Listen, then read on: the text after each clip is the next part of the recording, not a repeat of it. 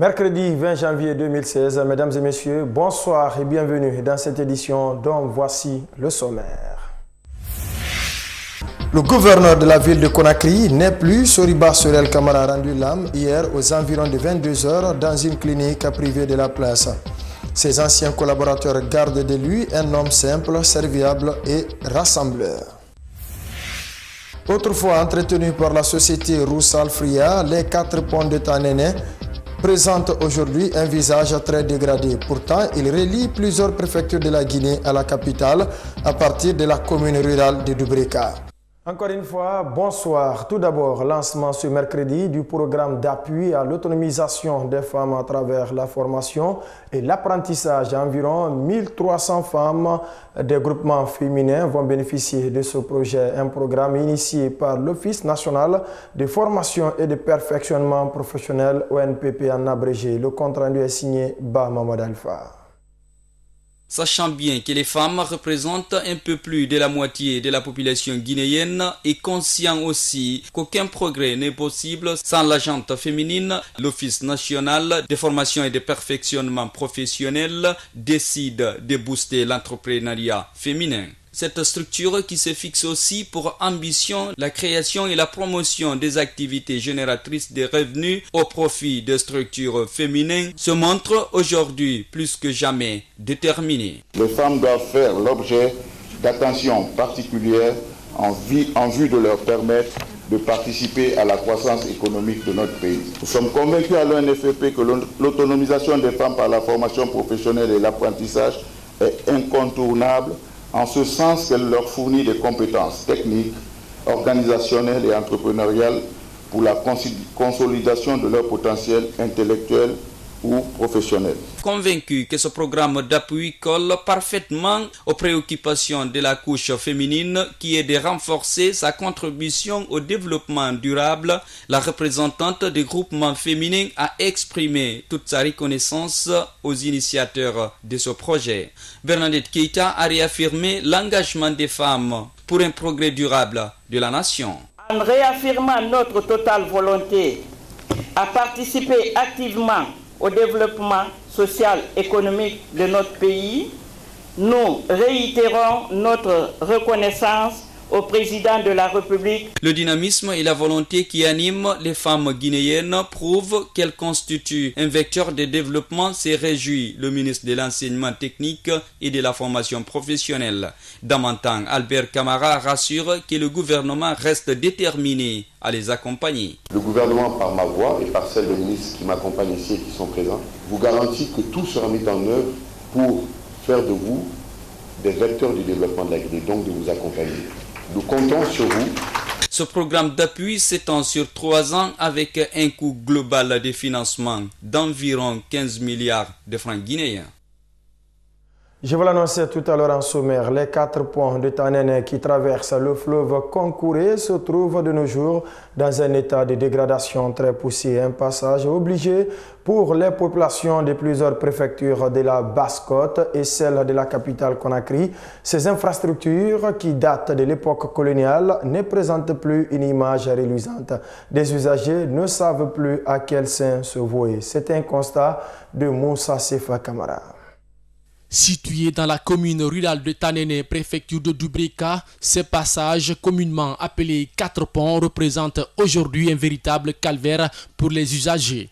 Mohamed Kamara, habitant de la localité, pense que ces trous représentent un danger avant de témoigner un cas d'accident. Oui, c'est dangereux pour nous, c'est pas bon. Même le lendemain, on avait fait remonter un véhicule là-bas, tombé ces trous-là. On a fait remonter quoi. De l'autre côté, ces trous béants, preuve palpable du danger qui guette les passagers de ce tronçon. Moussa Lamine Kamara, conducteur de mototaxi, relate l'importance de l'infrastructure et sollicite l'implication de l'autorité. Les ressources guinéennes, ça prend d'ici là. C'est ici qu'on va dépasser pour prendre l'énergie des Guinéens. Si c'est gâté, ce n'est pas bon quand même. Nous avons eu les premiers présidents de la République de nous aider d'arranger ce pont-là. Ces vieux ponts, qui étaient jusque-là entretenus par la société Rusal Frigia, est aux arrêts depuis 2012. Vu sa vétusté, est-ce qu'il ne serait pas important de refaire complètement ces ponts à l'image de celui de Bofa? En tout cas, s'il rien n'est fait le plus rapidement possible, les 4 ponts risquent de céder, ce qui va d'ailleurs compliquer la donne pour les préfectures environnantes. Le marché guinéen est très inondé par divers articles en provenance de l'Europe. Ces produits de seconde main sont très prisés par les consommateurs guinéens à cause de leur qualité, qualifiée d'ailleurs d'original. Alceni Diallo. À Conakry, comme à l'intérieur de la Guinée, partout ce sont des magasins remplis de pièces venant de l'Europe, plus précisément de Bruxelles, d'où le nom Occasion Bruxelles. Ces pièces de tout âge et de tout genre sont notamment composées de chaises, de matelas, de vélos, de réfrigérateurs, de machines de gym, des ordinateurs, des pneus et même des véhicules. Au dire de ces vendeurs, cette marchandise est plus garantie que celle d'ici. On est là pour chercher notre gain, pour nourrir notre famille. Ça nous fait au moins 8 ans, on est là. Les marchandises aussi qu'on obtient, ce sont les marchandises originales venant de l'Europe, telles que les chaises que nous avons ici. Ces chaises-là peuvent faire au moins 5 à 10 ans, 15 ans. C'est plus garanti que ce que nos parents confectionnent ici. Donc c'est pour cela que beaucoup de clients préfèrent payer avec nous que d'aller payer même les nouveaux qui viennent de l'extérieur. Pour Elhaj Ibrahim Kaba, ce métier qu'il pratique depuis près de 10 ans maintenant lui permet de subvenir aux besoins de la famille. Une situation qui se détériore aujourd'hui à cause de la conjoncture actuelle du pays. Actuellement, il n'y a pas d'achat. On a des marchandises, mais il n'y a pas de vente. Donc, si les clients viennent, ils viennent d'abord nous demander avant que les marchandises ne soient au port. Actuellement, si on reçoit au moins 10, c'est trop. Tous ceux-ci ne font pas des achats. Il y a d'autres qui disent j'arrive, eux ne viennent pas. Mais il y a d'autres qui disent j'arrive, et ils viennent. Nous demandons aux autorités de diminuer les frais de dédouanement au port afin de nous permettre d'inonder le marché guinéen de ces marchandises de qualité et à vil prix, a conclu Elhaj Kaba. Elle joue un rôle prépondérant dans la plupart des cérémonies traditionnelles en Afrique. Elle est aussi consommée surtout par les personnes du troisième âge pour un certain soulagement. La cola et ses vertus, c'est bien dans ce reportage de Marie-Simone Noël-Tollo. L'Afrique n'a pas perdu toutes ses valeurs. La cola continue de jouer pleinement son rôle d'interface à l'accomplissement et à la réussite de plusieurs types d'événements. Au sein de nos cérémonies traditionnelles, ce témoignage est réel et vient même des femmes qui s'adonnent à sa vente dans certains marchés de la capitale. Ces colas nous aident beaucoup car elles sont nécessaires partout. Pour les cérémonies de mariage et de baptême, ce sont ces colas qui donnent de la force. Donc, ces colas qui proviennent de chez nous, la forêt, nous aident sur plusieurs plans.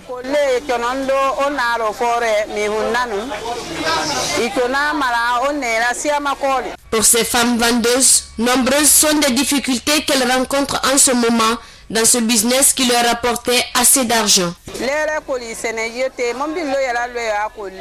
Si les nouvelles colas durent dans la chaleur, elles risquent de se gâter. Et si la route n'est pas en bon état, les véhicules tardent. Et cela pourrait entraîner la pourriture des colas. Ce sont en quelque sorte les difficultés que nous rencontrons.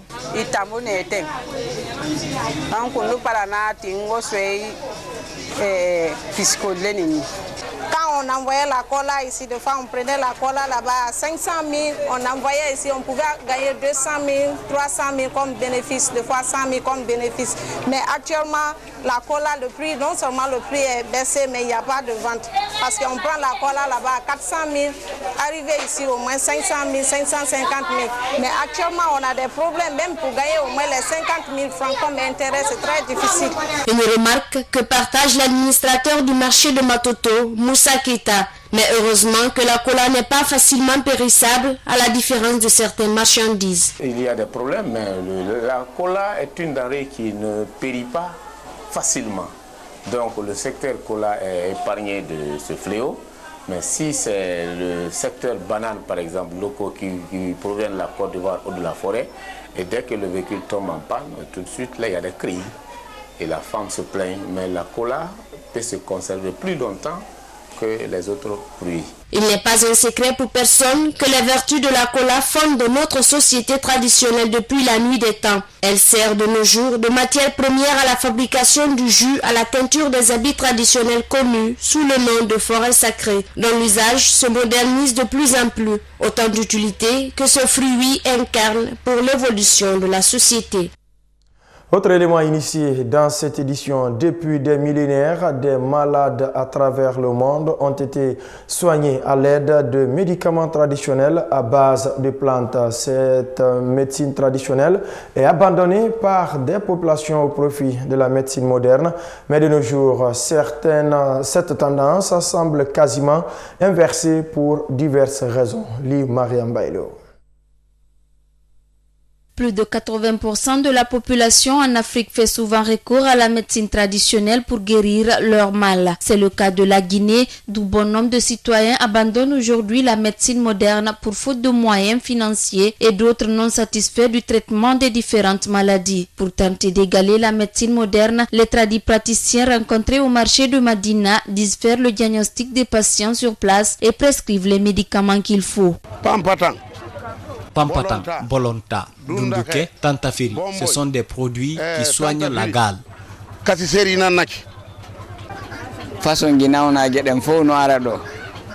Toutes sortes de maladies nous trouvent ici. Maintenant, c'est après les explications du malade qu'on peut collecter les produits et lui montrer comment utiliser.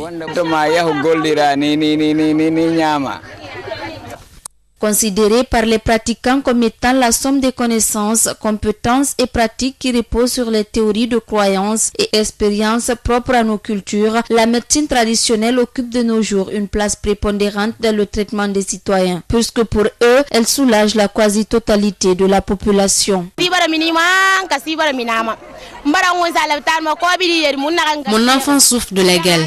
Je suis partie voir les médecins à l'hôpital et j'ai dépensé plus de 200 000 francs. Ça, c'était à Donka. Ensuite, dans les dispensaires, mais j'ai pas été satisfaite. Maintenant, c'est quand je suis venue voir les tradipraticiens que mon enfant récupère sa santé petit à petit avec moins de dépenses. Même si certaines découvertes scientifiques ont avéré que des produits pharmaceutiques proviennent des plantes, la pharmacopée ne reste pas sans conséquences. L'effet bénéfique de cette médecine est surtout qu'elle n'a pas d'effet secondaire souvent sur l'organisme. Mais de ce fait, la médecine traditionnelle, les problèmes souvent rencontrés, ce sont surtout les problèmes de dosage au niveau du traitement chez les patients, mais aussi le problème lié aux effets secondaires. Par exemple, souvent non contrôlés et surtout au manque d'exactitude dans le diagnostic chez les tradipraticiens. Donc, notamment le savoir-faire scientifique. Le moyen, c'est de se référer notamment au centre hospitalier, mais aussi pour les soins, de se référer pour les médicaments aux pharmacies pour une meilleure prise en charge de leurs affections. La médecine traditionnelle et la médecine moderne ont beaucoup à apprendre l'une de l'autre malgré leurs différences dans le processus de traitement des patients.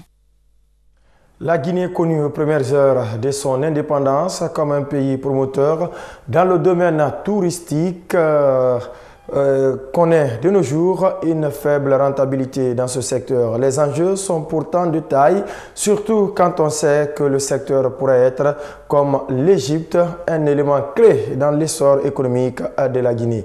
Fofana Aïssata.